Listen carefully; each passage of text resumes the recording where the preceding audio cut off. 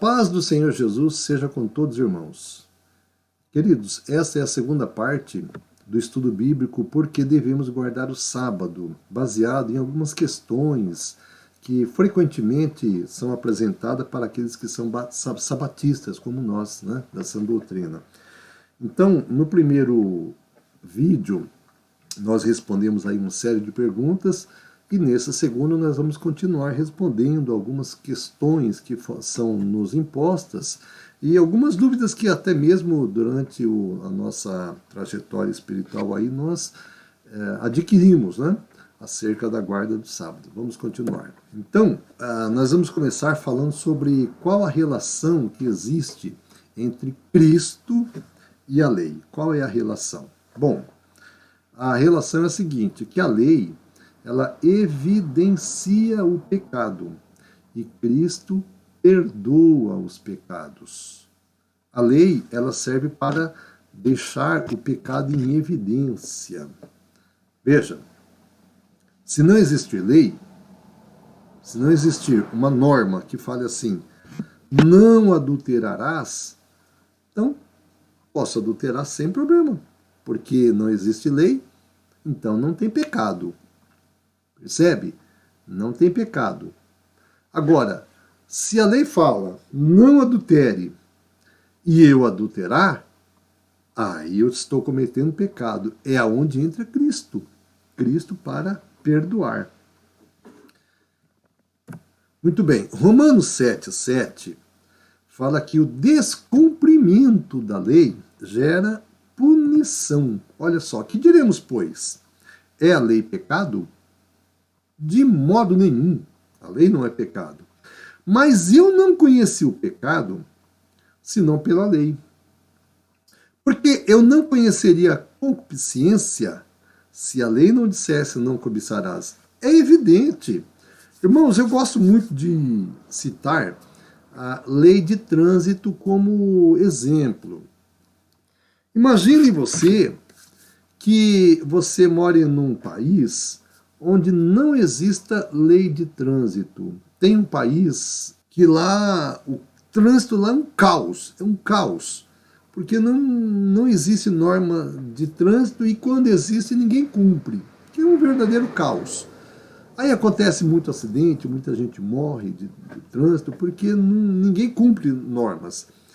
Então, imagina você parar num cruzamento que tem um farol.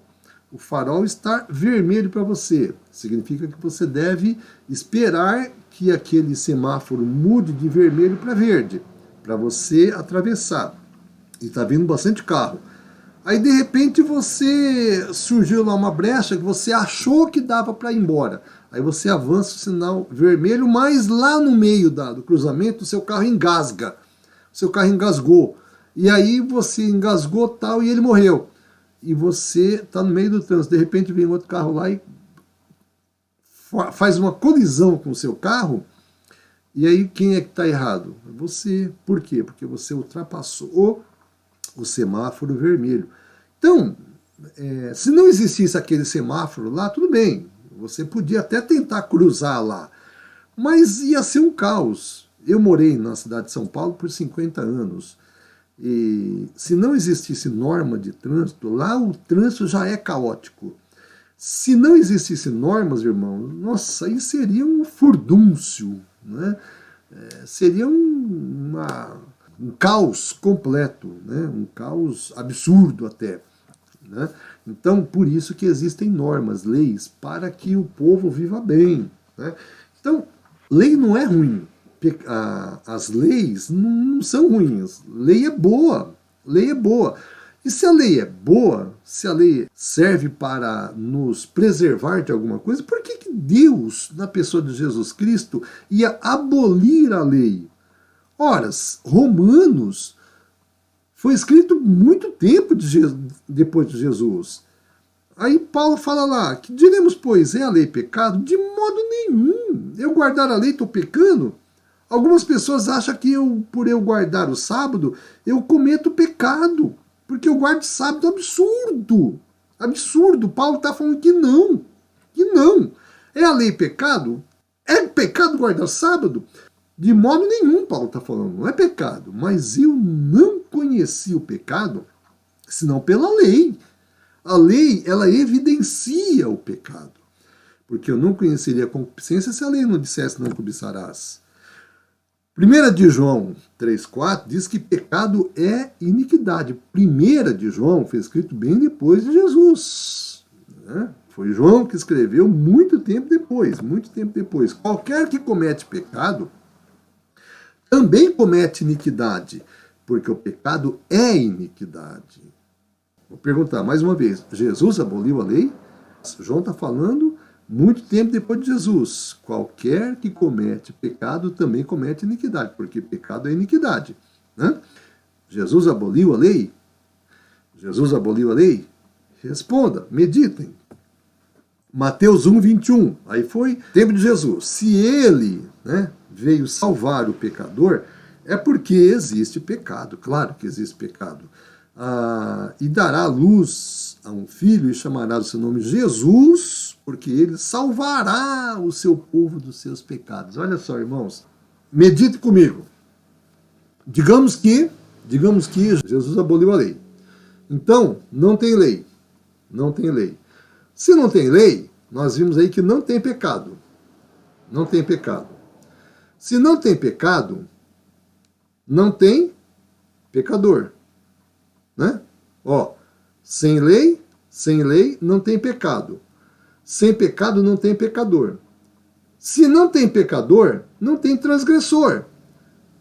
Não precisa de um salvador.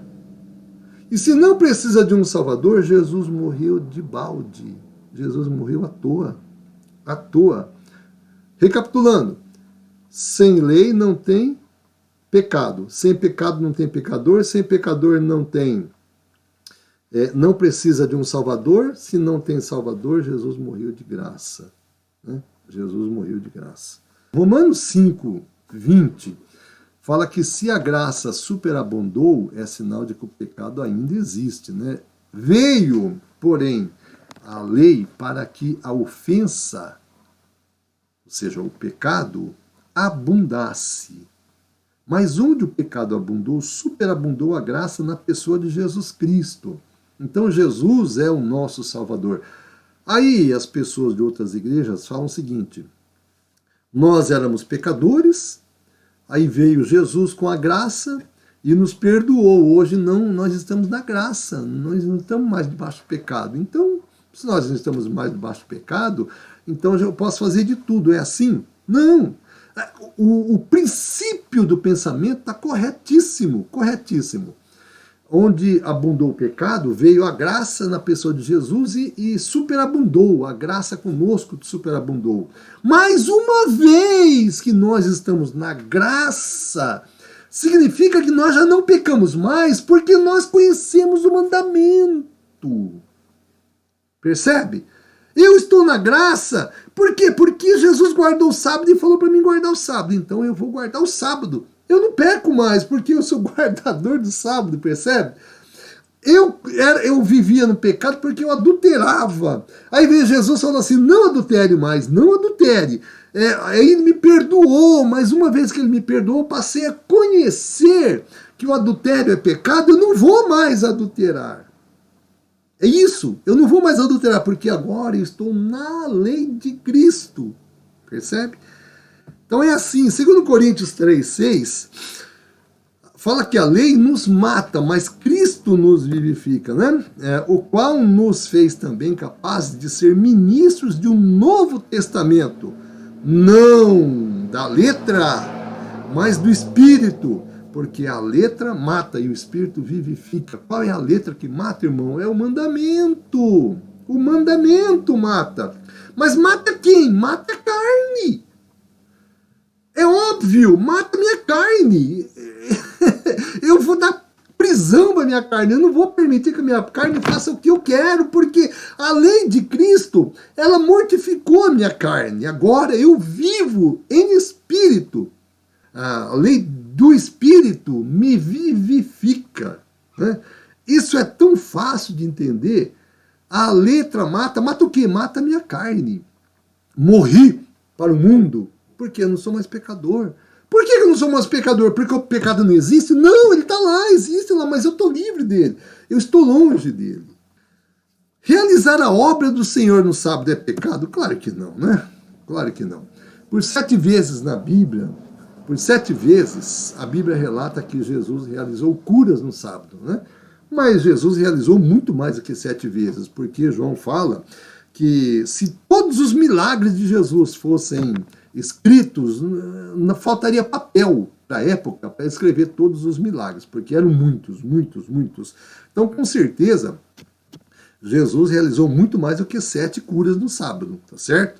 Então ele realizou curas no sábado. Ele libertou cativos das suas enfermidades, das suas prisões, né? Portanto, o sábado é o dia de realizar a obra do Senhor. Jesus trabalhou no sábado, né? Como ele fala, meu pai trabalha até hoje, eu trabalho também, mas o trabalho de Deus é um trabalho diferente, o trabalho de Jesus é um trabalho diferente. Não é?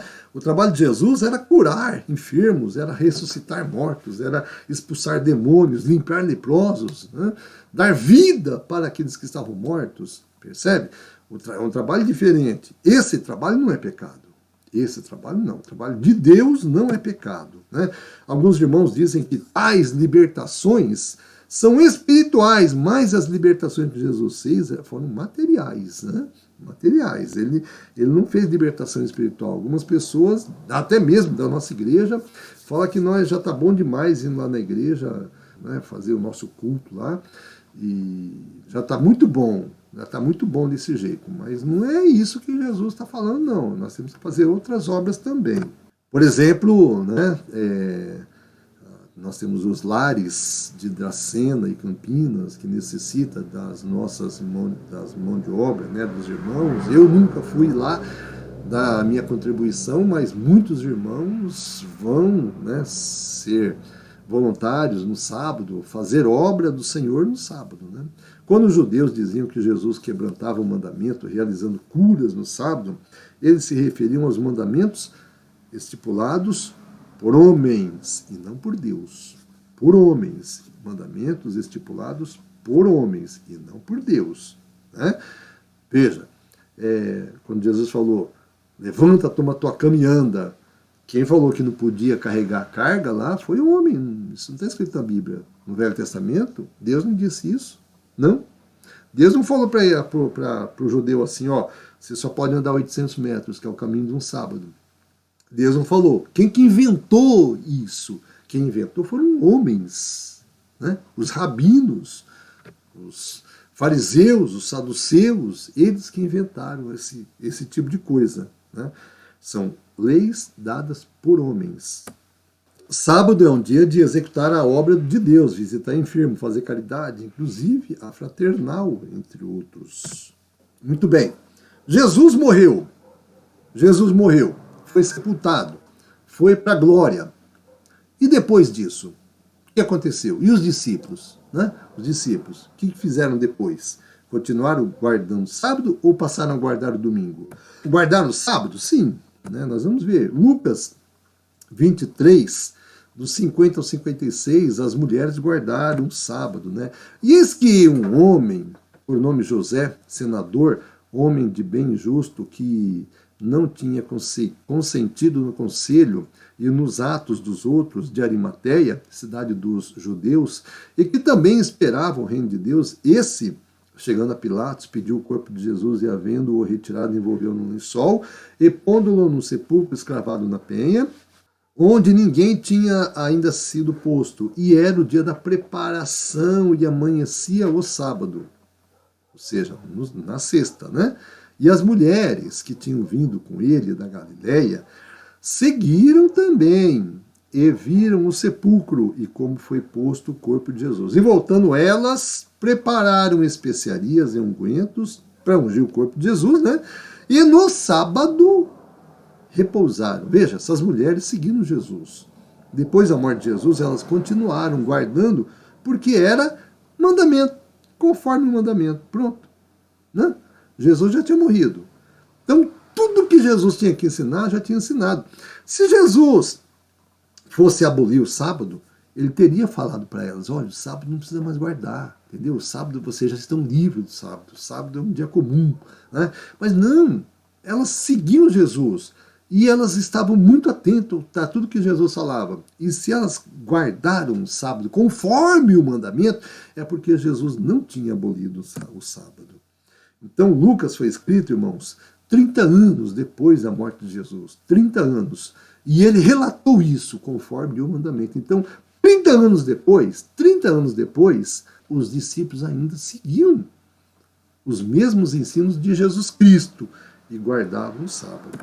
Continuando aqui, Atos 13, 42 ao 44. Paulo e Barnabé continuavam guardando o sábado, né? Saídos os judeus da sinagoga, os gentios rogaram que no sábado seguinte,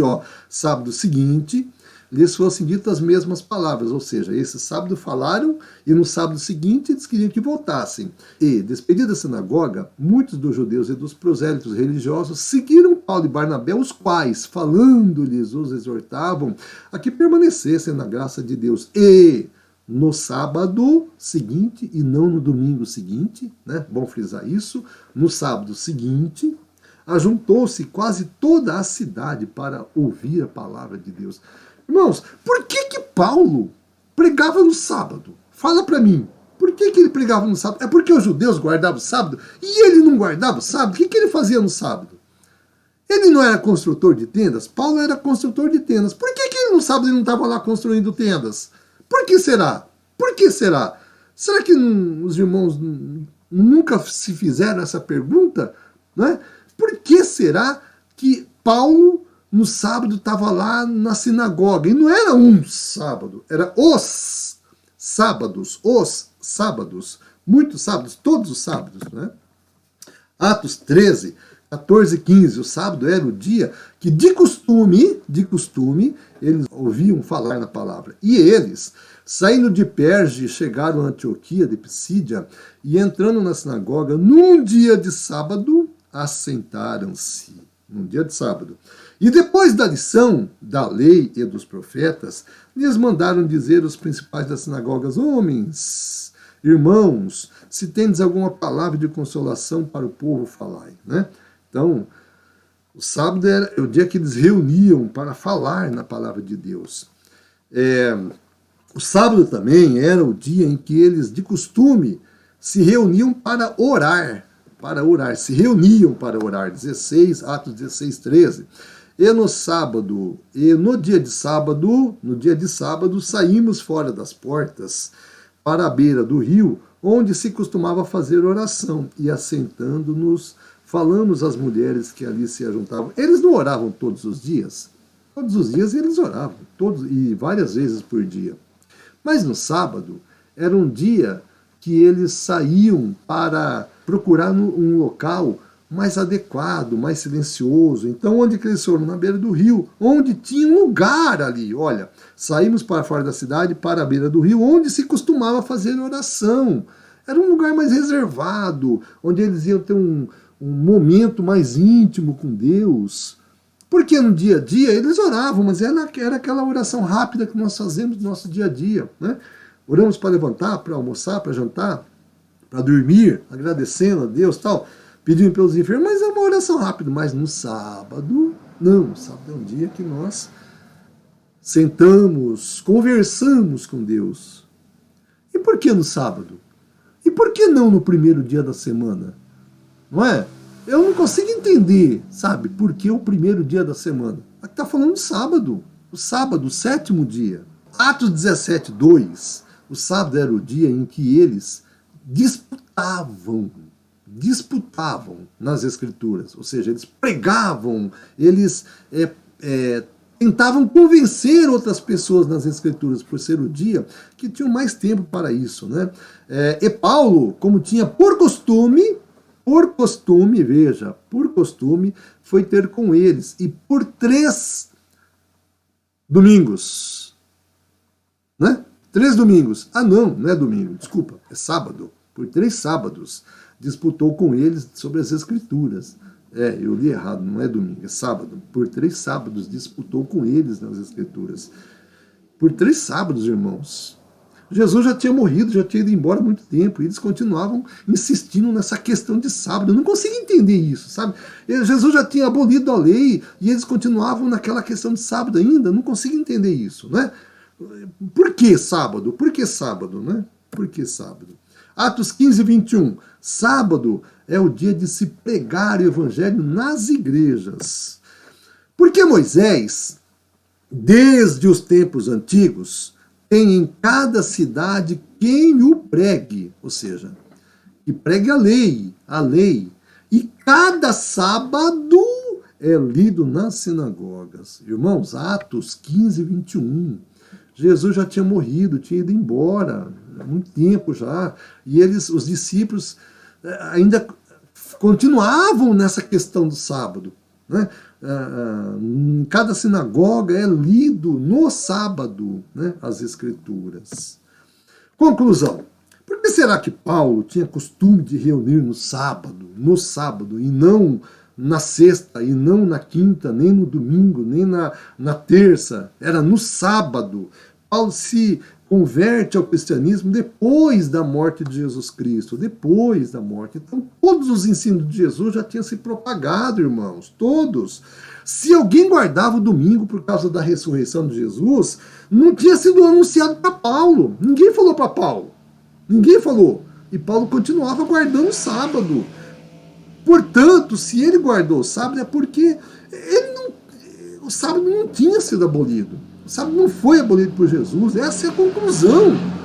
É um absurdo achar que Jesus aboliu o sábado. É um absurdo. Como houve, então, a mudança do sábado para o domingo? Né? Isso é importante. Como que houve essa mudança? Porque um dia aconteceu. Né? Porque nós vimos que nos evangelhos guardava-se o sábado. Em Atos dos Apóstolos, guardava-se o sábado. Nós vimos aí. Nós vimos nos slides passados aí. Guardava-se o sábado. Mas um dia, houve uma mudança.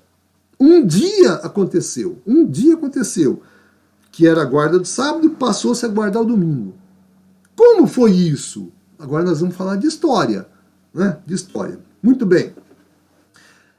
Bom, nós vamos ver que essa mudança aí aconteceu no Império Romano. Quando os soldados romanos estavam expandindo o Império Romano, eles encontraram o mitraísmo, que era uma religião, se eu não me engano, da Grécia. E aí o mitraísmo, eles tinham o sol como Deus. Eles tinham até lá em Roma um tipo de um túnel assim escavado nas pedras, né? E no meio dele tinha um buraco lá em cima, onde a luz do sol entrava e batia na caverna. Então, em dado momento ali, quando aquela luz apontava para o altar que estava lá naquela caverna ali, aquele momento ali era o momento deles orarem. Então eles corriam lá nas cavernas e iam adorar. Iam orar ao Deus Sol, né? E adoravam o Deus Sol. E o dia que eles tinham para fazer esse ritual religioso era justamente o domingo. Então, eles trouxeram para Roma o mitraísmo. Então, os soldados, eles tinham um poder assim muito grande. Eles eram muito bem vistos. Então, tudo aquilo que os soldados falavam, para eles era como se fosse uma regra, uma norma, né? Então, Roma teve o contato com o mitraísmo, né? Então, Roma, depois dos soldados, eles aderiram o culto ao Deus Sol. Mitraísmo.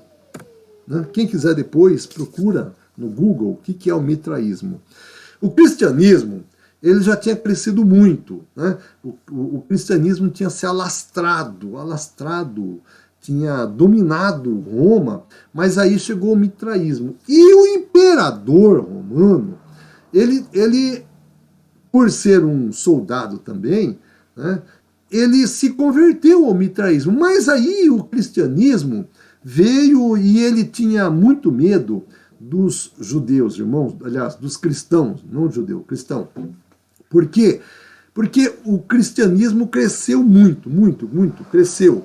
E o que aconteceu? A quantidade de cristãos era tão grande, que tinha mais de um cristão para cada soldado romano. O que o imperador pensou? Bom, se eles se rebelarem contra o império, eu vou ter problema com esse povo aí. Eu vou ter problema com eles. Os cristãos, quanto mais cristão a gente mata, mais cristão nasce. Era como se fosse uma praga. Quanto mais você mata, mais nasce. E, irmãos, conta a história que quando os cristãos eram levados para a morte, né, eles iam cantando, iam adorando, eles morriam louvando a Deus, cantando, e aquilo,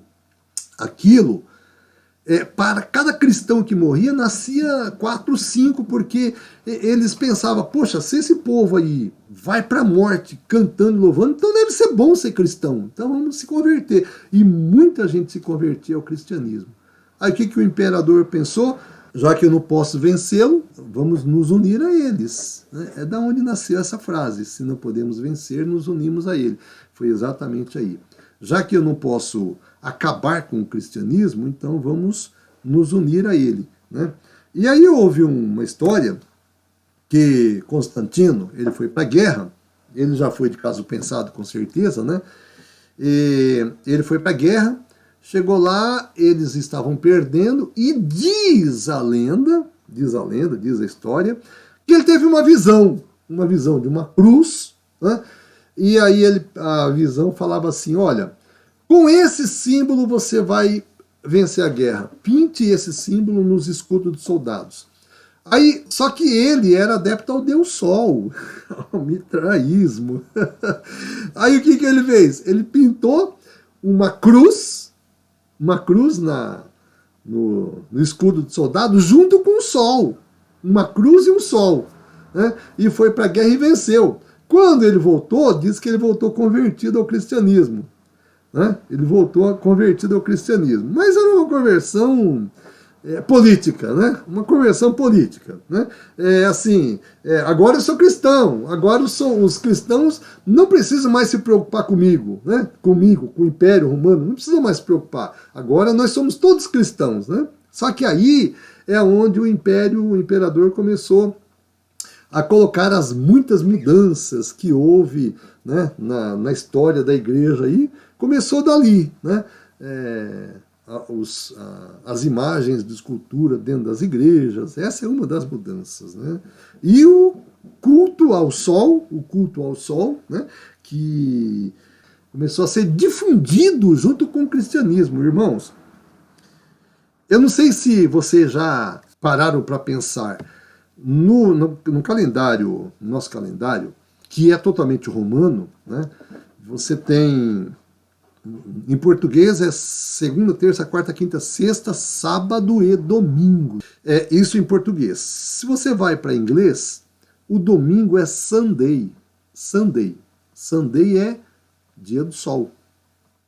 Sol. Day, dia do sol. Se você vai para alemão, em alemão também é dia do sol. Dia do sol, domingo, dia do sol. Né? Isso é uma invenção romana.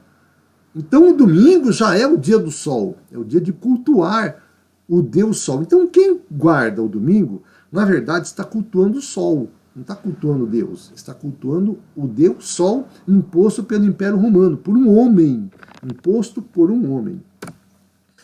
Aí nós temos, no ano 321, o Constantino decretou o Édito de Constantino. Né? Vamos ver o que significa o Édito de Constantino, como houve a mudança. Então, o Édito de Constantino foi uma lei do imperador romano, né, proclamada em 7 de março de 321 depois de Cristo. O texto dizia assim, que todos os juízes e todos os habitantes da cidade, isso aí foi uma lei imposta por Constantino, depois de convertido.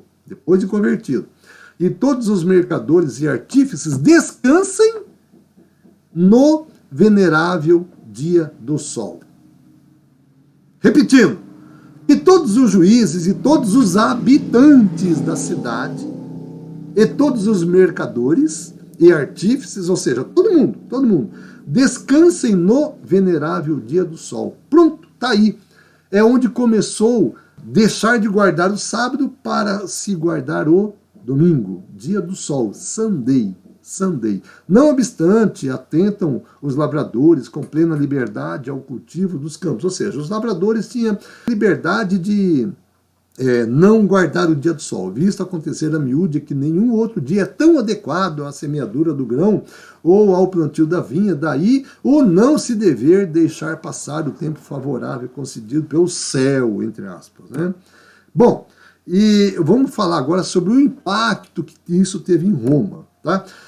Embora alguns cristãos tenham usado o decreto como apoio à guarda do domingo para tentar solucionar a polêmica de guardar o sábado ou o domingo na igreja cristã, na realidade, o decreto não se aplica aos cristãos ou judeus. Por uma questão estreitamente relacionada, Eusébio afirma, por sorte, palavra de Eusébio da época, por sorte não temos nada em comum com a multidão de detestáveis judeus. Queridos, os judeus guardavam o sábado, porque Jesus não tinha abolido. E o que Eusébio está falando? Que eles não tinham nada em comum com os detestáveis. Olha só a palavra que ele usa para relacionar os judeus. Porque recebemos do nosso Salvador, um dia de guarda diferente. Então ele fala isso, nós recebemos do nosso Salvador um dia de guarda diferente. De onde foi tirado isso?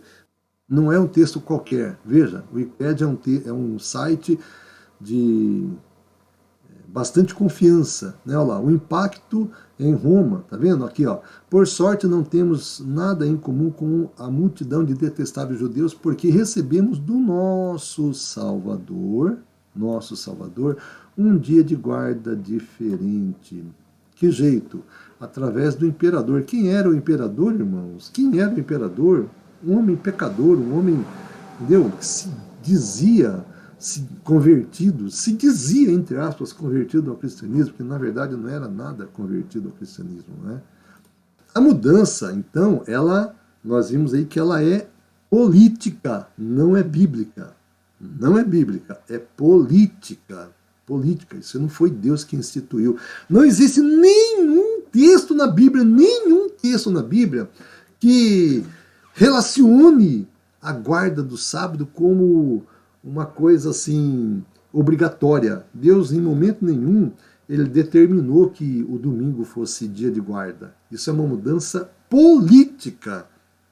O imperador queria continuar adorando o sol, mas ele queria se dar bem com os cristãos, percebe?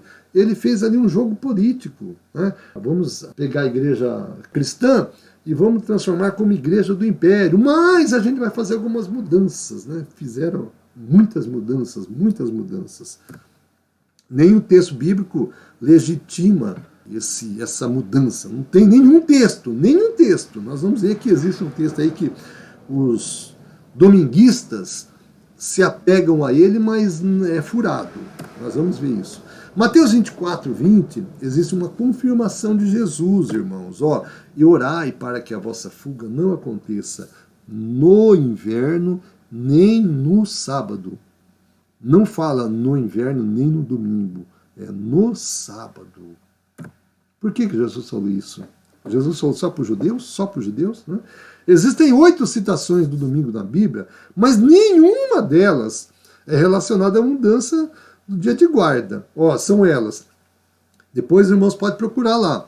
Mateus 28, 1, Marcos 16, 2, 9, Lucas 24, 1, João 21, João 20, 19, Atos 27, 1 de João 16, 2. Né?